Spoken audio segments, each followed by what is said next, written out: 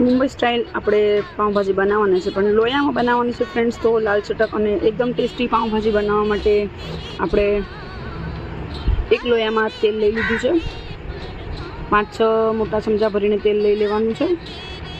તેલ થોડું ગરમ થાય એટલે ફ્રેન્ડ્સ આપણે એની અંદર લસણ અને આદુ છે એની પેસ્ટ એડ કરી દેવાની છે। એના પછી બારીક કાપેલા કાંદા છે એ એડ કરી દઈશું। કાંદા થોડા ઘણા ચડે એટલે આપણે એની અંદર 5 ચમચી ભરીને હળદર નાખી દઈશું। સ્વાદ પ્રમાણે મીઠું એડ કરી દેવાનું છે। ટોટલ ભાજીનું મીઠું આપણે અંદર અત્યારે એડ કરી દઈશું અને એના પછી આપણે થોડીક વાર ઢાંકીને રાખી દઈશું। 2-3 મિનિટ પછી આ તમે જોઈ શકો છો કાંદા એકદમ જ ચડી ગયા છે। હવે આ સ્ટેજમાં બારીક કાપેલા ટમાટર છે એ એડ કરી દેવાના છે અને થોડીક વાર પાછું ઢાંકીને મૂકી દઈશું। એના પછી એક સાઈડ આપણે વેજીસ છે એ બધા લીધા હતા। ફ્લાવર છે, વટાણા છે, બટેટા છે, બધું તો એને બરાબર મેશ કરી દેવાનું છે। ક્રશ એ બધું થઈ જાય ત્યાં સુધી આપણું આ જે ટમાટર એડ કર્યા હતા એ ચડી ગયા છે। હવે આ સ્ટેજમાં આપણે મસાલો એડ કરવાનો છે। 4 ચમચી આપણે કાશ્મીરી મરચું એડ કરી દીધું છે। લાલ ચટક કલર માટે ફ્રેન્ડ્સ કાશ્મીરી મરચું એકદમ બેસ્ટ છે।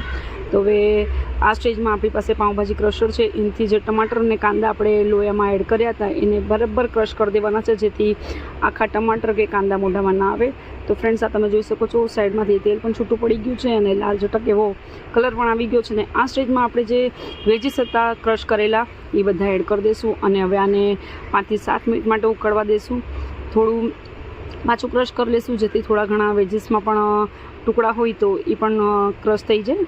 તો હવે આ સ્ટેજમાં આપણે એને વ્યવસ્થિત ઉકળવા દઈશું અને એક સાઈડ પાઉંભાજીનો મસાલો પણ એડ કરી દઈશું। પાઉંભાજીનો મસાલો એડ કર્યા પછી ગરમ મસાલો નાખવાની જરૂર નથી પડતી। જો ટેસ્ટ હોતો હોય તો ગરમ મસાલો એડ કરી શકાય, બાકી ફક્ત આપણે પાઉંભાજીનો મસાલો જ એડ કર્યો છે। તો ફ્રેન્ડ્સ આ જ્યારે ઉકળશે ત્યારે કલર થોડો ચેન્જ થઈ જશે, જે તેલ છે એ સાઈડમાંથી છૂટું પડશે। હવે આપણી ભાજી રેડી થઈ ગઈ છે ને એક સાઈડ આપણે પાઉં શેકી લેવાના છે। આ તમે જોઈ શકો છો બે સાઈડથી પાઉં શેકી લીધા પછી આપણે મસ્ત મજાની ગરમ ગરમ ભાજી સર્વ કરી દઈશું। ઉપરથી કોથમીર સ્પ્રિંકલ કરી દઈશું, કાપેલા કાંદા અને લીંબુ સાથે સર્વ કરી લઈશું। રેસીપી પસંદ આવી તો લાઇક, શેર, કમેન્ટ અને સબસ્ક્રાઈબ કરજો। Thank you.